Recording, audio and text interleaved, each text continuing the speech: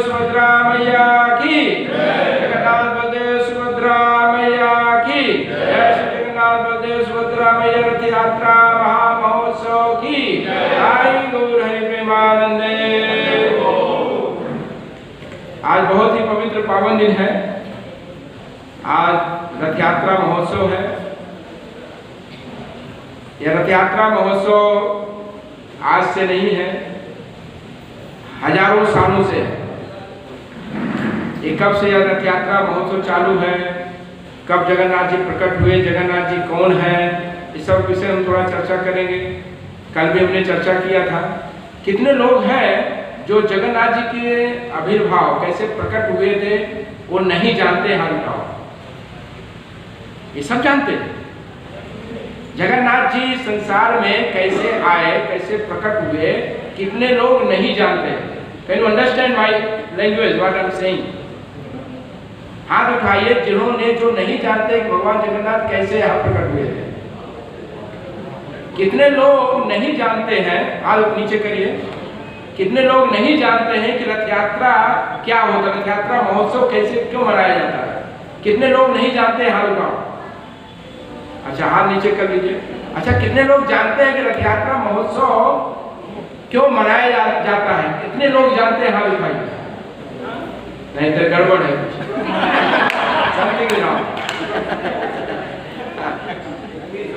Honestly जो है हाथ नहीं उठाया जा रहा है। चलो जो भी है, मैं इसलिए पूछ रहा हूँ, कल हमने कथा भगवान जगन्नाथ जी कैसे प्रकट हुए, उनका रथ यात्रा कैसे क्यों मनाया जाता है, हमने कल कथा किया था। तो मैं इसलिए कह रहा था जो नहीं जानते, ज्यादा लोग नहीं जानते तो हम कथा कर सकते, नहीं तो हम दूसरा कुछ कथा करेंगे।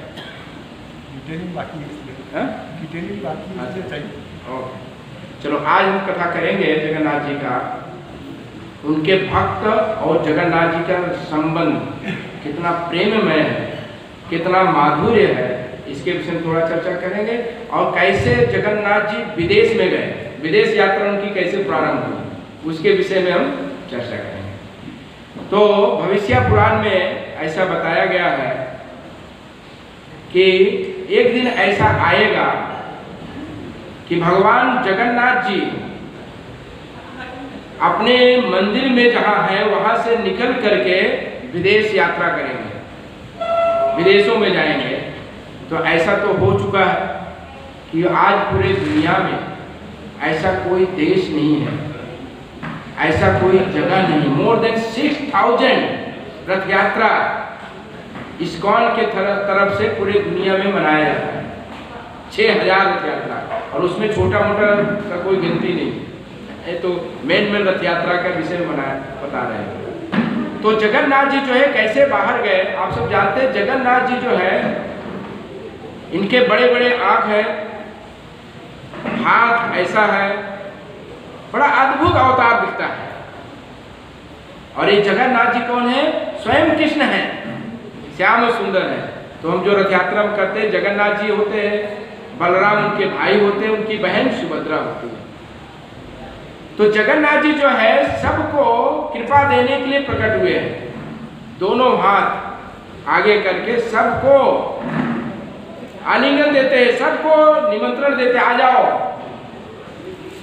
सबको निमंत्रण देते हैं। भगवान कृष्ण निमंत्रण सबको नहीं देते, कंडीशन है। वही भगवान का रूप है, लेकिन जगन्नाथ के रूप में सबको कृपा देते हैं। और जगन्नाथ का सेवा करने के लिए, भक्ति करने के लिए कोई नियम कानून नहीं है। जगन्नाथ जी की सेवा कोई भी कर सकता है, और ज्यादा नियम कानून नहीं बनाते हैं। उनको केवल एक ही चीज चाहिए, आपका प्यार चाहिए, प्रेम चाहिए। कृष्ण के शरण में जाने के लिए नियम और कानून है, कंडीशन है। वही कृष्ण है, लेकिन सब उनको सबको शरण नहीं देते। भगवत गीता भगवान कहते हैं 1866 18वें अध्याय के 66 श्लोक में भगवान कहते हैं स्वयं कि मैं किसको कृपा देता हूं, किसको कृपा देता हूं। तो कहते हैं कि सर्वधर्मान परित्यज्य माम एकम शरणं व्रज, सारे धर्मों को त्यागो, पहला कंडीशन। कितना धर्म है? बहुत धर्म है, एक धर्म नहीं, बहुत। हमारे शरीर से संबंधित इतने सारे धर्म है कि सोच नहीं सकते। जितने धर्म शरीर है ना, ये शरीर के हिसाब से बहुत सारे धर्म है। परिवार का धर्म, समाज का धर्म, देश का धर्म, जो है हमारी इंद्रियों से संबंधित धर्म, बहुत सारे धर्म है, इसका कोई गिनती नहीं है। लेकिन भगवान कहते हैं कि ये सारे धर्मों को त्यागो, ये त्याग करके मेरे शरण में आओ। सर्वधर्मान परित्यज्य, त्यागो, सर्वधर्मान परित्यज्य माम एकम शरणम व्रज, केवल मेरे शरण में आओ। तो एक कवि समझाते हैं कि भगवान जो है जब बांसुरी बजाते हैं, बांसुरी, तो श्रीमती राधा रानी और गोपियां जो है कंप्लेन करती है कि भगवान जो है, ये जो बांसुरी है वो बहुत ही भाग्यशाली है और हमेशा कृष्ण के पीछे रहती है और ये कृष्ण को नचाती है। क्या करती है? कृष्ण को नचाती है, क्योंकि जब कृष्ण बांसुरी बजाते हैं तो नाचते भी है, डांस करते हैं। और ये बांसुरी का वजन इतना है कि गोवर्धन का वजन कम है। भगवान गोवर्धन जब उठाए थे तो टेढ़े नहीं हुए थे, लेकिन जब बांसुरी उठाते हैं तो 3 जगह से टेढ़े हो जाते हैं, त्रिभंगधारी। इसका वजन ज्यादा है। ये बांसुरी का भार भगवान उठा नहीं पाते हैं। ये उसको स्त्रीलिंग में समझ करके कि अपना एक स्पिरिचुअल इनवी है, स्पिरिचुअल इनवी, मटेरियल इनवी नहीं है। मटेरियल इनवी में तो आग जलता है अंदर से और आदमी जल जल के मर जाता है। ये स्पिरिचुअल इनवी में आनंद बढ़ता है, ये अंतर है। सब उल्टा चल रहा है। भौतिक जगत में, आध्यात्मिक जगत का सब कुछ उल्टा है। तो वो बोलती है गोपियां और श्रीमती राधा रानी कि ये बांसुरी जो है, ये जो है इसका तो बहुत भाग्य है। तो भगवान बांसुरी बजा करके बांसुरी के भाषा में बोलते हैं। बांसुरी बोल रही है, देखिए ये जो भाग्य मुझे प्राप्त है ना, इसके लिए हमने बहुत तपस्या किया है। क्या किया है? तपस्या किया है। कौन सी तपस्या किया है? सबसे पहले हमने जय श्री द्वारिकाधीश भगवान की, द्वारिकाधीश भगवान की, सीताराम लक्ष्मण भक्त हनुमान की, श्री श्री गौनिताय की, श्री प्रभुपाद की। तो सबसे पहले हमने क्या किया कि हमारे कुल को हमने छोड़ा है। कुल मतलब उसकी फैमिली, उसका परिवार को छोड़ा है। तो भगवान कृष्ण की भक्ति करना है तो सब कुछ छोड़ना पड़ता है। तो बांसुरी ने परिवार को छोड़ा है। मतलब जो बांस होता है, बांस समझते हैं ना, बम्बू एक जगह होता है ना, सब बम्बू एक जगह निकलते हैं। तो उसमें से जब बांसुरी बनाना है तो काटना पड़ता है ना, काट के बाहर करना पड़ता है। तो उससे हम अलग होते हैं और फिर क्या है, इसको सुखाते हैं। बांसुरी को सुखाया जाता है, बांस को सुखाया जाता है तब बांसुरी बनता है। तो सुखाते, तपस्या करना पड़ता है। या कृष्ण के शरण में जाना है, कृष्ण की कृपा प्राप्त करना है, तो ये अपना परिवार का ममता, समाज का ममता, सब ममता, शरीर से संबंधित ममता को छोड़ना पड़ता है और फिर तपस्या करना पड़ता है।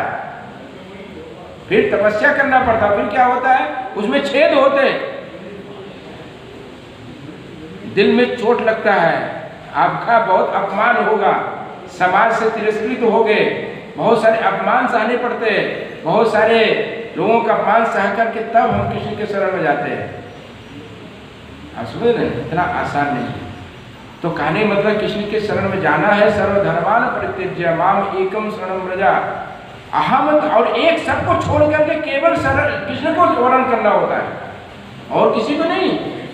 अभी भी यदि जब प्यार है, संबंध है समाज में, सब में, तो कृष्ण का कृपा प्राप्त करना थोड़ा कठिन है। कृष्ण से संबंधित पूरा मतलब वासुदेव कुटुंबिकम, यदि आपको समझ में आ गया कि सारा संसार कृष्ण का है और उस संबंध से यदि आप संबंध बनाते हैं तो कोई समस्या नहीं है। लेकिन यदि आप अलग कृष्ण को छोड़ करके सारा संसार को आप देखते हो तो क्या होगा, कृष्ण की कृपा आपको प्राप्त नहीं होगा। तो बड़ी तपस्या है। लेकिन जगन्नाथ जी जो है वो बहुत विशेष अवतार है भगवान का।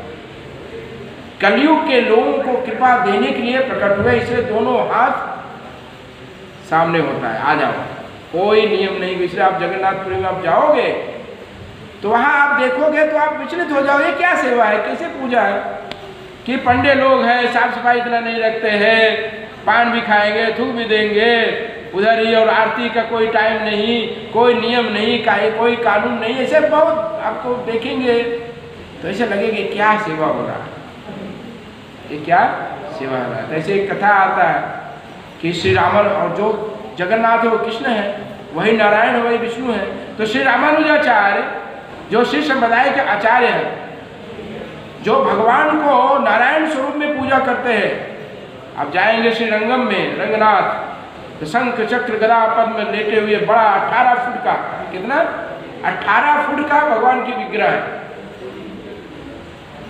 जो है भगवान के 4 दरवाजे, अलग अलग चरण का दर्शन करने जाना है तो उस दरवाजे से जाना है, सिर का दर्शन करना है तो उस दरवाजे से जाना है, अलग अलग जगह से आपको दर्शन करने जाना पड़ता है।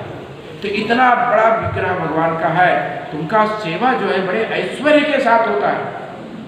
वो वैकुंठ है,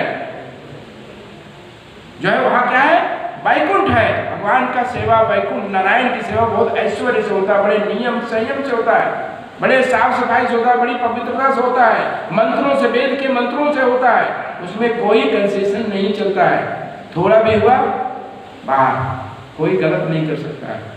तो श्री रामानुजाचार्य जो बड़े आचार्य हैं श्री संप्रदाय के, तो एक बार वो जगन्नाथपुरी आए, तो जगन्नाथपुरी में आए तो उन्होंने देखा कि ये तो साक्षात नारायण है,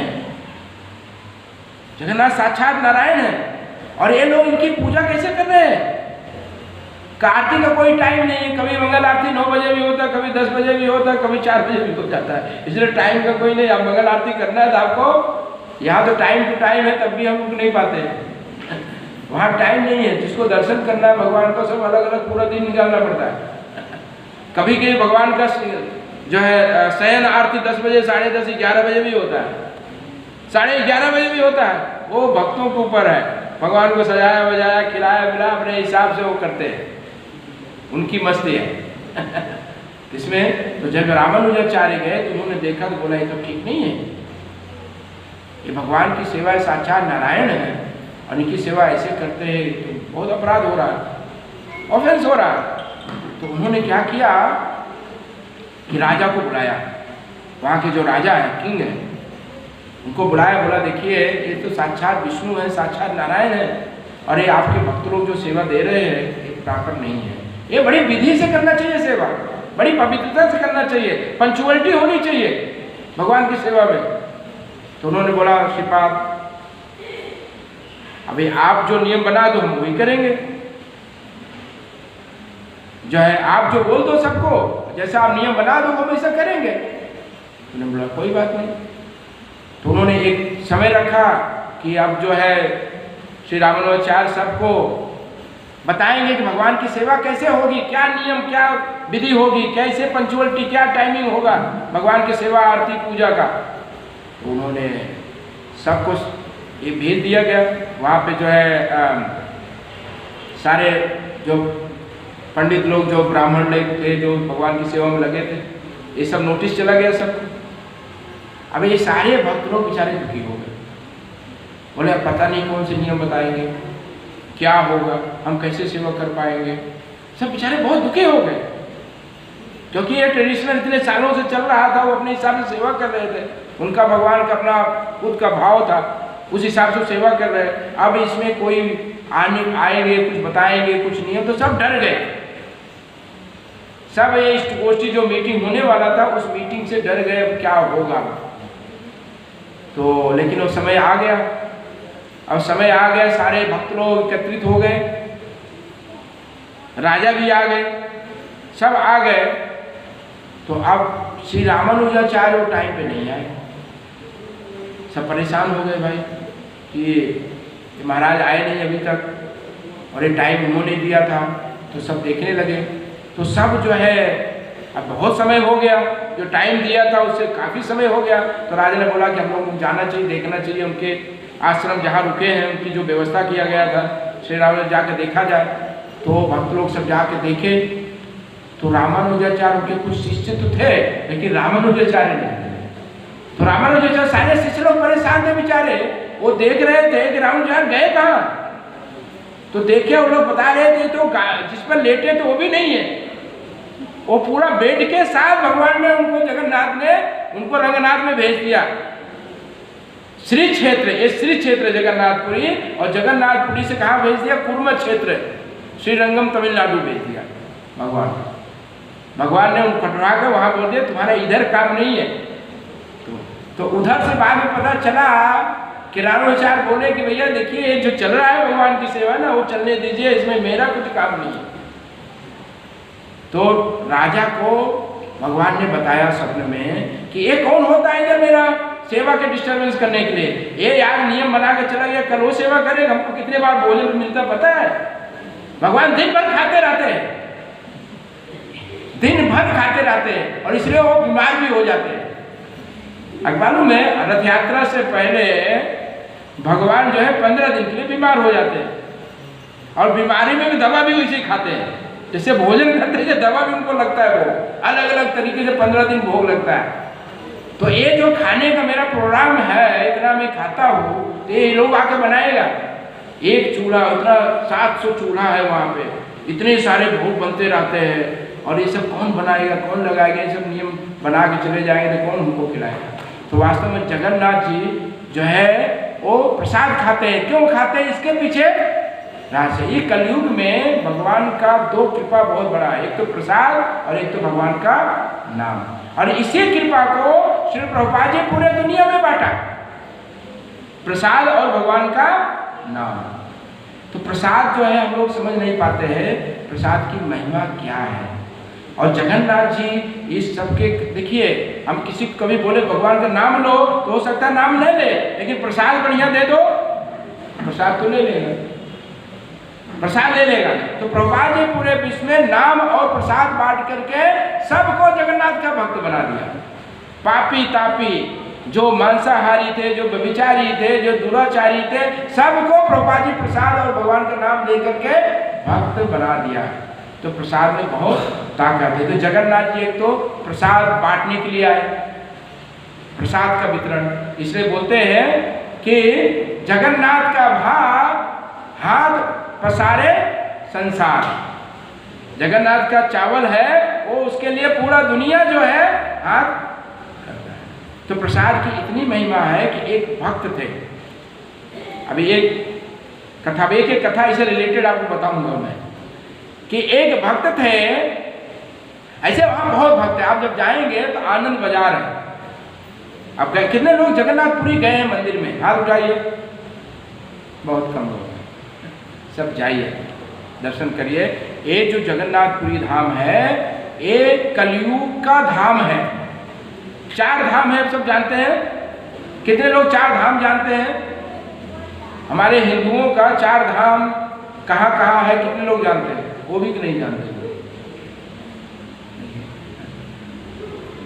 अब देखिए मुसलमानों का धाम कहाँ पे है, कौन बताएगा, हाथ उठाइए। कितने लोग जानते हैं मुसलमानों का धाम कहाँ पे है, कितना है? मुसलमानों का धाम किधर है, कितने लोग जानते हैं, हाथ उठाइए। सब गड़बड़ घोटाला है, कोई सही बोल नहीं रहा, हाँ ऑनेस्टी नहीं है। मुसलमानों का धाम मुझे लगता है सब जानते होंगे, बात सही है कि नहीं, सब जानते होंगे, लेकिन अपने धाम कितने हैं वो हमको नहीं पता। ये हमारा दुर्भाग्य है, ध्यान रखिए, दुर्भाग्य है। आ जाओ वापस, ये चमक दमक में मत जाओ, इससे कोई कुछ कल्याण होने वाला नहीं है। समझो अपने सनातन धर्म को, नहीं समझोगे बहुत दुखी होना पड़ेगा, अभी भी होना पड़ेगा, बाद में होगा, आगे वाली जनरेशन भी दुखी होगी, सावधान। तो 4 हमारे धाम हैं। एक है बद्रिक आश्रम धाम है, जहां पे बद्रीनाथ तपस्या कर रहे हैं, नारायण स्वरूप, हरि बोल। बद्रिक आश्रम जो है जहां भगवान साक्षात नारायण वहां तपस्या करते हैं, वो सतयुग का धाम है, क्योंकि सतयुग में तपस्या हमारा असली धर्म था। रामेश्वरम, ये श्रीरंगम, ये त्रेता युग का धाम है। भगवान राम वहां गए थे, भगवान शिव जी का स्थापना किया और वहां साक्षात नारायण स्वरूप जो है रंगनाथ बैठे हैं। ये त्रेता युग का धाम है। द्वारिका जो है द्वापर युग का धाम है और जगन्नाथपुरी श्री क्षेत्र जो है कलयुग का धाम है। भगवान जो है सिखाते हैं, नारायण जो है वही नारायण जो है सिखाते हैं कहाँ पे? बद्रिक आश्रम में, कि हम सबको तपस्या करनी चाहिए। मैं एक प्रवचन में सुन रहा था कि भागवत के में नारद ऋषि कहते हैं एक मनुष्य लोग जो है केवल पानी पी के क्यों नहीं जीते, केवल पानी पी के क्यों नहीं जीते?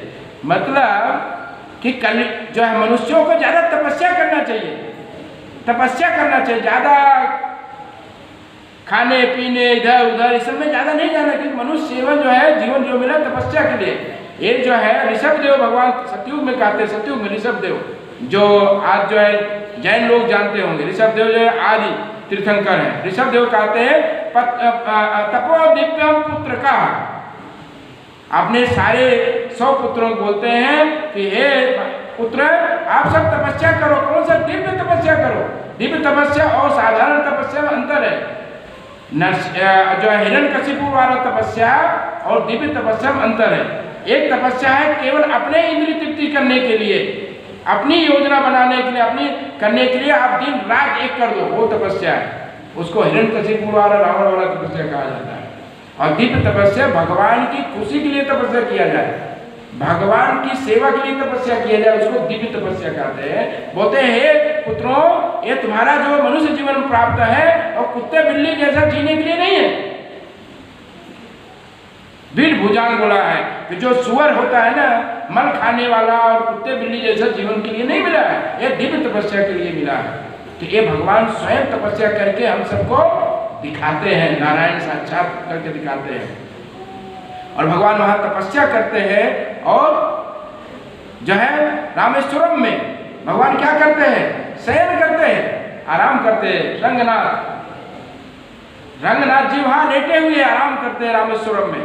और रामेश्वरम पूरा रंग क्षेत्र, वो सब पूरा उसी क्षेत्र माना जाता है। वो लोग ज्यादा वहां जानते हैं कि शिव जी के वहां पे जो भगवान राम ने वो वही जानते हैं, लेकिन उनको पता नहीं उसके वजह से वो रामेश्वरम नहीं हुआ है। वो रामेश्वरम जो धाम बना हुआ है वो नारायण साक्षात वहां रहते हैं रंगनाथ के रूप में, इसलिए वो धाम है। तो वहां भगवान शयन करते हैं। और द्वारिका में भगवान क्या करते हैं? श्रृंगार करते। जाके देखिए द्वारिकाधीश का हमेशा मिरर सामने भी लगा, लगातार भगवान अपने चेहरे को देखते हैं। भगवान के सामने कितने लोग द्वारिका मंदिर में गए हैं? हाथ उठाइए। वहां आप देखिए भगवान के सामने एक बड़ा मिरर लगा हुआ है। तो मिरर लगा है, हम लोग अपना चेहरा देखने के लिए नहीं लगा है, भगवान अपना चेहरा देखते हैं कि सब सही ठीक ठाक है ना, क्योंकि हमेशा श्रृंगार होता रहता है भगवान का। तो अपना चेहरा देखते हैं, श्रृंगार करते हैं भगवान। और भोजन कहाँ करते हैं? जगन्नाथपुरी में करते हैं। तो तपस्या करते हैं बद्रिक आश्रम में, शयन करते हैं रामेश्वरम में, द्वारिका में श्रृंगार करते हैं, भोजन करते हैं जगन्नाथपुरी में। तो प्रसाद की महिमा जगन्नाथपुरी में बहुत ज्यादा है। भगवान जगन्नाथ जी ने प्रसाद की महिमा बताया। तो एक बार जो है कथा आता है, जो है लोचन दास ठाकुर एक कथा बोलते हैं, जो है चैतन्य मंगल में ये कथा आता है कि एक बार जो है भगवान नारद घूमते घूमते बैकुंठ पहुंच गए। और बैकुंठ पहुंच गए, देखिए ध्यान रखना ये सब कथा माइथोलॉजी नहीं है, ये शब्द से मुझे बहुत घृणा है ध्यान रखना, माइथोलॉजी नहीं, सब एक इतिहास है, पुराण है, सच्ची घटना है। हमारी बुद्धि कुब मंडूप है, ये ध्यान रखना। कुब मंडूप समझते हैं? कुब मंडूप कुएं का मेढक है। मेढक, कुएं का मेढक जो है बड़ा ओशन के विषय में कोई उसको आइडिया नहीं होता है, ओशन क्या होता है, और समझ भी नहीं पाएगा, कितना भी समझाओ फिर भी नहीं समझ पाएगा। इस कथा को श्रद्धा और विश्वास से सुनो, और इस श्रद्धा विश्वास से आप सुनोगे तो आपके जीवन में सुधार आएगा, परिवर्तन आएगा। आपके जीवन में परिवर्तन और सुधार आएगा। तो ये ध्यान है कि इसमें श्रद्धा ज़्यादा इम्पोर्टेंट। श्रद्धा जब करोगे तो बाद में इसका साइंस भी आपको समझ में आ जाएगा। बच्चे को पहले स्कूल जाने के लिए फिर डेवलप कराया जाता है कि तुम जाओ, वहाँ चॉकलेट भी मिलेगा, बिस्किट भी मिलेगा, खिलौना भी मिलेगा, सब मिलेगा। जब भेद हो जाएगा तब उसको पता चलेगा यहाँ पे असली ज्ञान भी मिलता है, जिससे कि हमारा फ्यूचर ब्राइट होता है। ऐसे पहले श्रद्धा रखो और श्रद्धा के बाद सारे प्रोसेस को अडॉप्ट करो।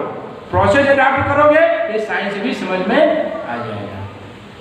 तो लोचन दास साहब समझाते हैं कि नारद ऋषि घूमते घूमते कहाँ चले गए कि वैकुंठ गए, और वैकुंठ में बड़ी सेवा किया, लक्ष्मी जी के साथ रहकर भगवान की सेवा किया। और लक्ष्मी जी बहुत प्रसन्न हो गई, बोला नारद आप मांगो कुछ, कोई जो है आशीर्वाद मुझसे मांगो। तो जो है आशीर्वाद जब तो खुश हो गई, बोला अच्छा मुझे एक ही आशीर्वाद चाहिए कि आप कृपा करके मुझे प्रसाद, नारायण का जो प्रसाद ले उसका उचिष्ट मुझे दे देना, मुझे वही आशीर्वाद चाहिए। तो लक्ष्मी जी ने कहा ठीक है। तो एक दिन नारायण से प्रसाद उनको दे रही थी, भोग लगा रही थी उनको। तो नारायण से पूछा कि जो है नारद ऋषि आपका भक्त आया है, हमने उसको प्रॉमिस किया उसको आपका प्रसाद देने के लिए, उचिष्ट देने के लिए, बोला एक काम कभी मत करना, नारद को प्रसाद मत देना, मैंने उसको वचन दे दिया है। तो अभी क्या कर, बोला अच्छा ठीक है प्रसाद देना है, मुझे पता नहीं होना चाहिए, ऐसे समय देना कि वो मुझे पता नहीं होना चाहिए कि आपने प्रसाद दिया है नारद को। तो लक्ष्मी जी ने अपना व्यवस्था कर लिया, उन्होंने प्रसाद भगवान खा रहे थे छिपा के ले लिया, और वो प्रसाद जो है नारद ऋषि को दे दिया। और जैसे नारद ऋषि को मिला प्रसाद, पूरे उनके शरीर में रोमांच हो गया, आनंद हो गया। अच्छा ये प्रसाद से नारद ऋषि के विषय तो आप सब सुना है, नारद ऋषि इतने परम भक्त है, उनका इतिहास है। और नारद ऋषि स्वयं बताते हैं मैं कैसा भक्त बना, प्रसाद से भक्त बना। कैसे बने भक्त नारद ऋषि, भागवत में स्वयं बताते हैं वेद व्यास महाराज को मैं भक्त कैसे बना, तो प्रसाद खा के भक्त बना। तो प्रसाद खा के नारद ऋषि से बड़े भक्त बने हैं।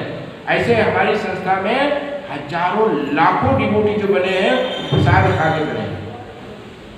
प्रभुपाद जी शुरू में दो ही चीज दिया, प्रसाद दिया और भगवान का नाम दिया, दो चीज दिया। सारे हिप्पी लोग LSD हीरोइन छोड़ के चले गए, करके प्रभुपाद जी के पीछे डांस चालू कर दिया, सब कुछ छोड़ कर प्रभुपाद जी के पीछे दीवाने हो गए।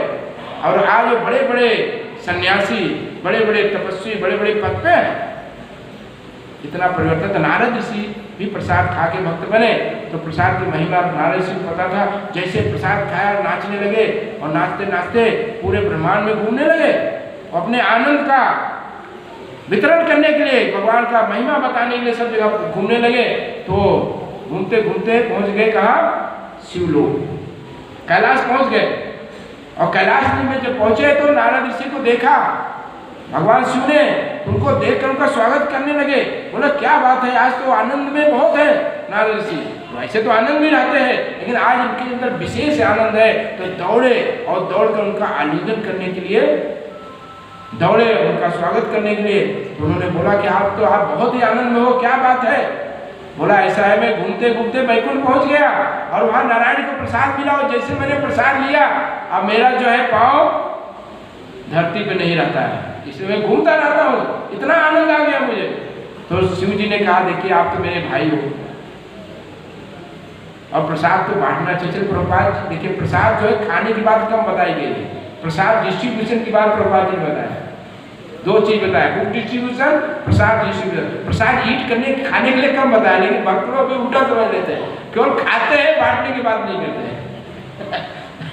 तो प्रसाद खाने की बात कम है, बांटने की बात ज्यादा। मतलब प्रसाद लिमिट में लेना चाहिए, लिमिट ले और लोगों को और मिले प्रसाद, ये भावना रखना चाहिए और लोगों को प्रसाद मिले, न कि पूरा थाली भर ले और खाए ना, आधा फेंक दे और उसके बाद दूसरे को मिले या न मिले। ये भावना प्रसाद के पीछे नहीं होना चाहिए। प्रसाद है कि कितने और अधिक लोगों को मिले, ऐसी भावना होनी चाहिए। तो शिव जी ने कहा कि देखिए भैया आप तो मेरे भाई हो और मेरे लिए प्रसाद, तो बोले वो तो मैं भूल गया क्योंकि उनको थोड़ा मिला था, उतना लिया और मैं खा गया, तो भूल गया। तो उन्होंने बोला कि देखिए अब हाथ देखने लगे कुछ बाकी है क्या, तो उसमें एक चावल का टुकड़ा देखा, एक चावल का टुकड़ा, एक प्रसाद का टुकड़ा देखा, तो तुरंत भगवान शिव ने उसको चट कर दिया।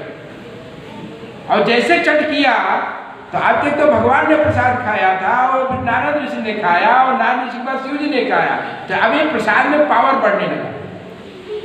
ये प्रसाद इन्फेक्शन होता है, जब बीमारी का इन्फेक्शन होता है ना, ऐसे प्रसाद का भी इन्फेक्शन होता है। शुद्ध भक्तों के जूठा यदि आप प्रसाद खा लोगे तो ऐसे ही मुक्त हो जाओगे।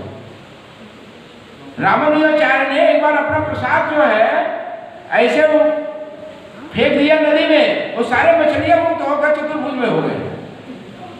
ये कथा हिस्ट्री है, कोई बनाया हुआ नहीं है। वो प्रसाद फेंका और सारे मछली खा के मुक्त हो गए। उनके शिष्य लोग परेशान हो गए, बोले नहीं मछली मुक्त हो गया, आज तक प्रसाद खा रहे हैं, हमारा कुछ नहीं हुआ। बोले वो प्रसाद जो खा रहे हैं उनके अंदर कोई अपराध की भावना नहीं है। वो प्रसाद जो है बिना अपराध ऑफेंसलेसली करके प्रसाद उनके शरीर में गया, इसलिए वो मुक्त हो गए। अभी हम लोग मुक्त नहीं हो रहे क्योंकि प्रसाद में प्रसाद की भावना नहीं है। भोजन की भावना है कि पनीर की सब्जी है, ये कौन सा है, इस चक्कर में ये गुलाब जामुन है, रसगुल्ला है, चलो ये इसको दे दो, ये हमारा रसगुल्ला है तो पूरा लख लो पूरा प्लेट। एक बार हमने रथ यात्रा में देखा था, उसके प्लेट में केवल गुलाब जामुन ही था। मैंने कहा इतना गुलाब जामुन और कुछ डालो, इतना सारा आइटम है, पूरा प्लेट में गुलाब जामुन। तो ये देखना चाहिए, प्रसाद की भावना समझना चाहिए कि प्रसाद भगवान की कृपा है, मर्जी है। थोड़ा लो, जो पसंद नहीं हो थोड़ा ले लो, जो पसंद थोड़ा ले लो, कोई बात नहीं, लेकिन ऐसा नहीं कि दूसरे को प्रसाद न मिले। तो शिव जी ने प्रसाद खाया तो और उनको अंदर भाव आ गया, वो भी नाचना चालू कर दिया। अब शिव जी के नाचने का मतलब क्या होता है? अब वो नाचना चालू किया था, पूरा दुनिया पूरा ब्रह्मांड नाचना चालू किया। तो अभी पार्वती और दुर्गा माँ तो पूरे 14 भुवन की मलकिन है, वो परेशान हो गए कि अभी क्या है, प्रलय का टाइम नहीं हुआ है, कहीं से डांस चालू कर दिया भाई बिना मेरे परमिशन, बिना अनुमति डांस चालू। तो दौड़ी उन्होंने और देखा, बोला भाई अब क्या बात है, अभी क्यों डांस कर रहे हो आप? बोला बस ये घटना हो गया, इन्होंने प्रसाद खिलाया, मैं डांस चालू कर दिया। तो बोले प्रसाद खा तो लिया, लेकिन और मेरे लिए? अब तो बोले कि भैया हम बताए क्या?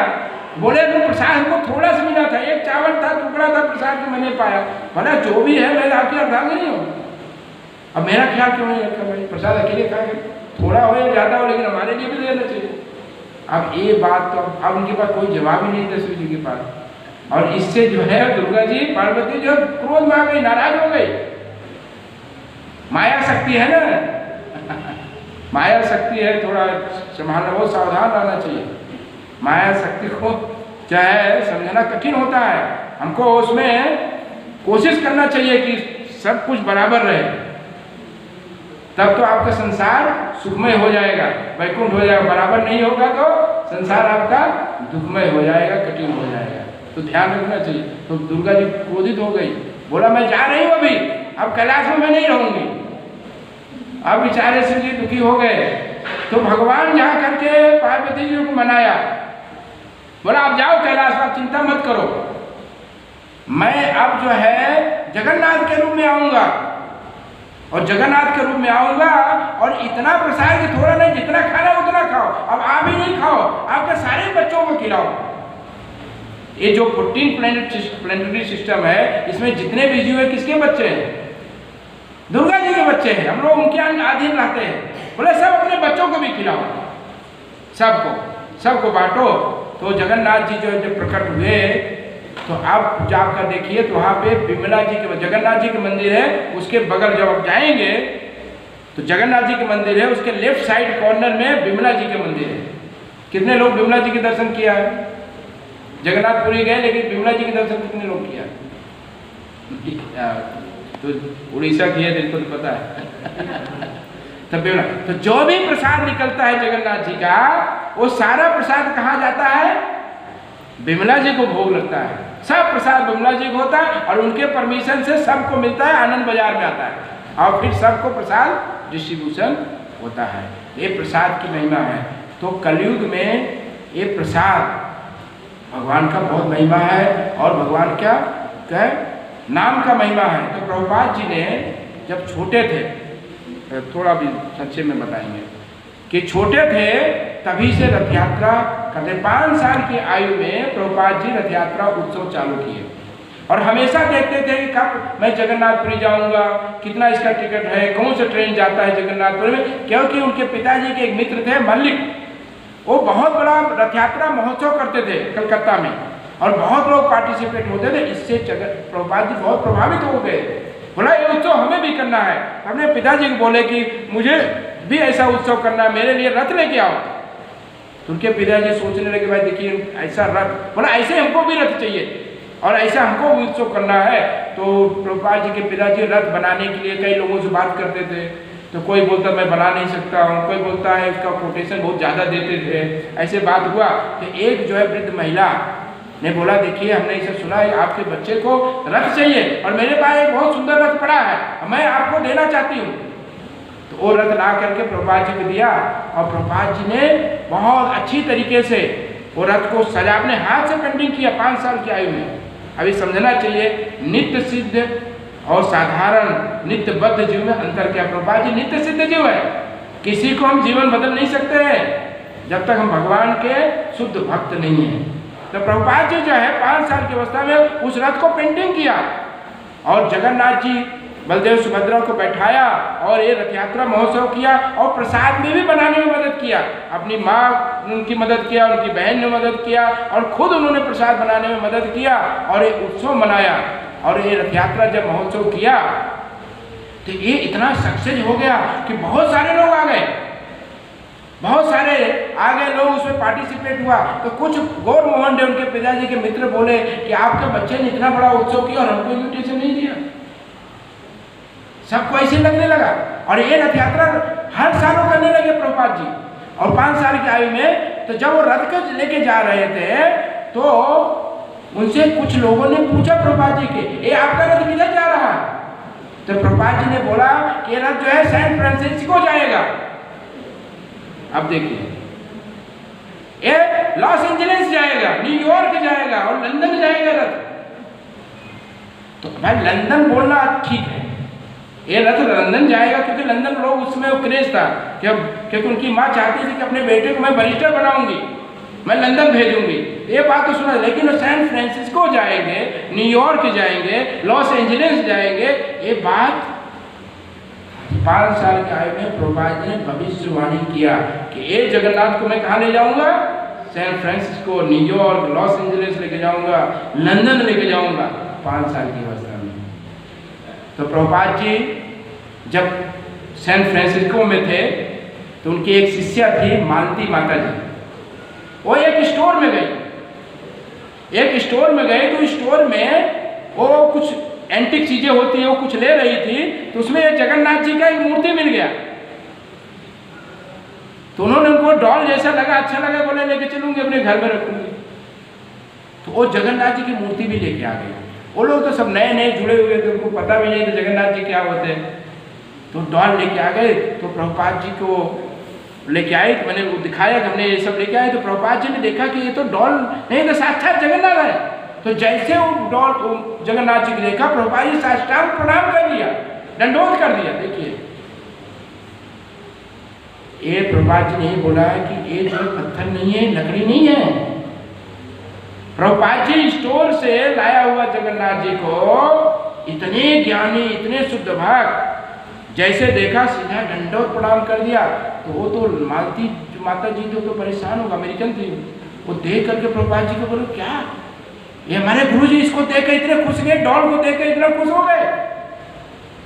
तो फिर वो प्रभुपाद जी ने पूछते हैं कि अच्छा ऐसा करो कि ऐसी 2 मूर्ति और होगी वहां, एक व्हाइट होगा एक येलो होगा, तो ऐसा करो तुम जाओ और देखो वहां पे।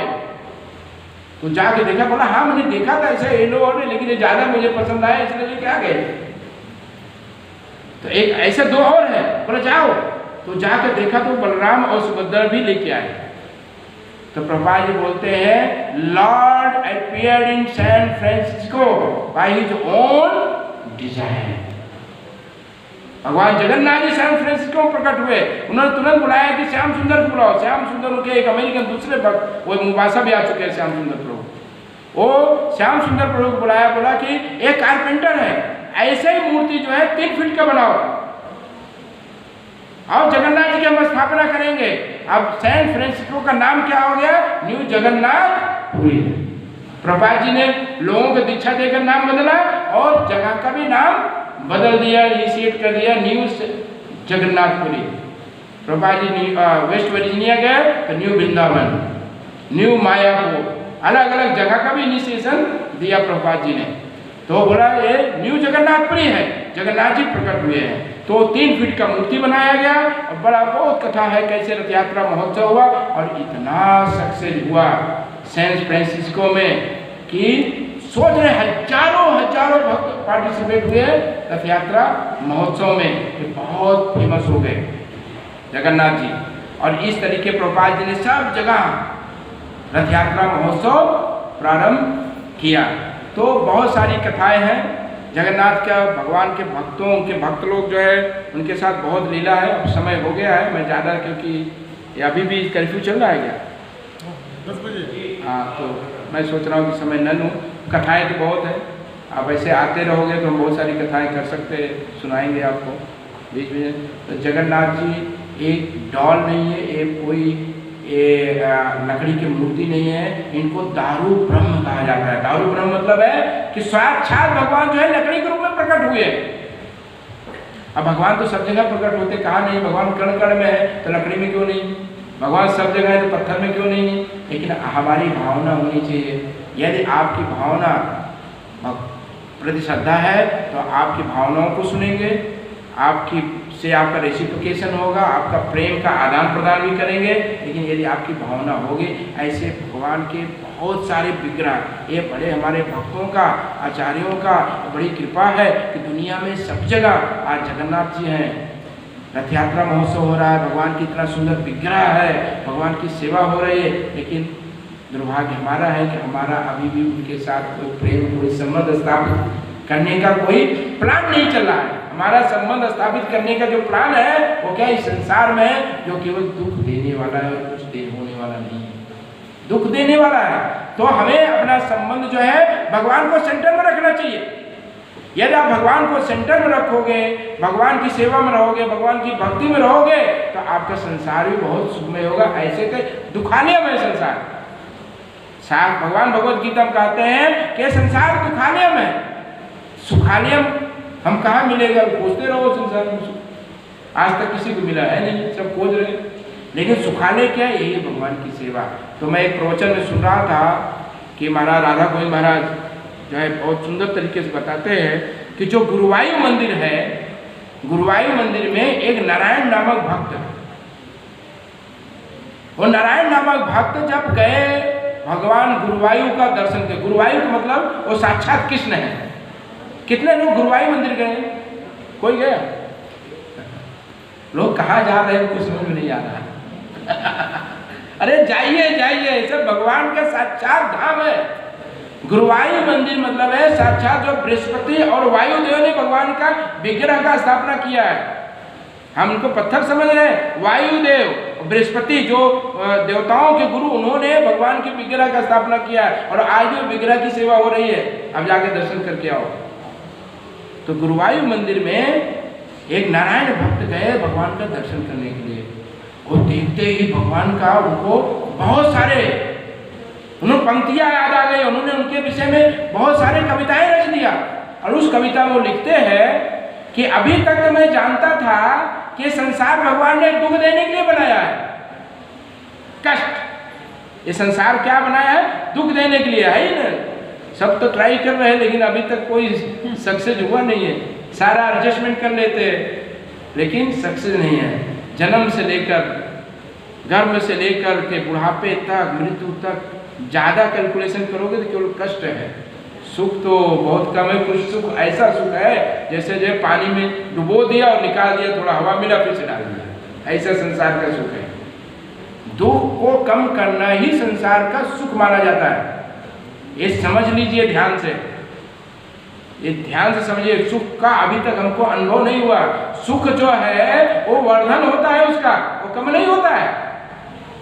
लेकिन हमारा सुख क्या है? क्षणिक सुख है। थोड़ा आया फिर से आ गया समस्या, एक समस्या सॉल्व किया, थोड़ा सा आनंद आया, बाहर आया, उसके ऊपर से दूसरा समस्या, चार दूसरा आ गया। इस तरीके हम समस्याओं को सॉल्व करने में ही जीवन हमारा चला जाता है। और आज तक सबका यही है कि वो अपने बच्चे को समझा के जाते हैं कि देखिए मैं ये रिपीट किया तुम लोग मत करना, ये रिपीट मत करना। अरे भैया ये परंपरा चल रहा है, सब वही रिपीट कर रहे हैं, आज तक सफल कोई हुआ नहीं है। तो नारायण भक्त कहते हैं हे प्रभु आपका ये दर्शन किया ना, तो अब ये जो अभी तक मेरी समझ थी ना वो गलत समझ थी, ये गलत समझ थी। क्योंकि भगवान आपका दर्शन करने से यदि हम यहाँ नहीं होते तो आपका यह उत्सव मूर्ति जो उत्सव है, भगवान का दर्शन एक उत्सव है, ये आनंद हमको कैसे मिलता। तो ये आपका दर्शन तो बड़ा उत्सव है। तो ये अभी तक मैंने जो सोचा था ये बात अभी मेरे दिमाग से निकल गया कि ये जो है वास्तव में ये आनंद के लिए बना है संसार, क्योंकि आपका दर्शन मिलता है, आपका प्रसाद मिलता है, आपका नाम मिलता है, आपका कथा मिलता है। इसका मतलब क्या हुआ, जो नाम कथा दर्शन इस सब से जुड़े रहेगा इस संसार के कष्टों का अनुभव उसको नहीं होगा। हरे कृष्णा कृष्णा कृष्णा हरे हरे, हरे राम राम राम हरे हरे। और नहीं तो हम केवल यही समझेंगे कि जीवन संघर्षमय है, मरते रहो संघर्ष करते रहो यही जीवन है। ऐसा जीवन नहीं है, ये हम सब आनंद की खोज में है, हम सब आनंदमय हैं, सच्चिदानंद हमको असली आनंद आनंदमय अभ्यासा। साथ बोलता हमारा स्वभाव जो है आनंदमय है, हमको आनंद चाहिए, लेकिन हम जो है दुख में हैं और हम सोचते हैं ये हमारा जीवन, ये असली जीवन नहीं है। हमारा असली जीवन आनंदमय है और आनंद तब आएगा जब इन सब चीज़ों से आप जुड़ोगे, भगवान का दर्शन करोगे, उत्सव है, भगवान का प्रसाद खाओगे, उत्सव है, भगवान के नाम लोगे, उत्सव होगे, भगवान की कथा सुनोगे पढ़ोगे, तो ये आपके जीवन में चमत्कार हो जाएगा। आपकी संकट में ये जो दुखालयम है यहाँ भी आपको सुखालयम का अनुभव हो जाएगा। तो बोलते हैं ये वास्तव में सुख है, यही सुख है, बाकी सब दुख है। इस चीज़ को समझ लीजिए, नहीं समझते हैं तो ये अज्ञान है, जब समझ जाएंगे यही असली ज्ञान है। हरे कृष्णा। तो समय हो गया, तो आप सबके लिए प्रसाद की व्यवस्था है, सब हाल में जाएंगे, सब प्रसाद लीजिएगा, सोशल डिस्टेंसिंग बना के रखना, सबके लिए प्रसाद है, टाइम भी बहुत है।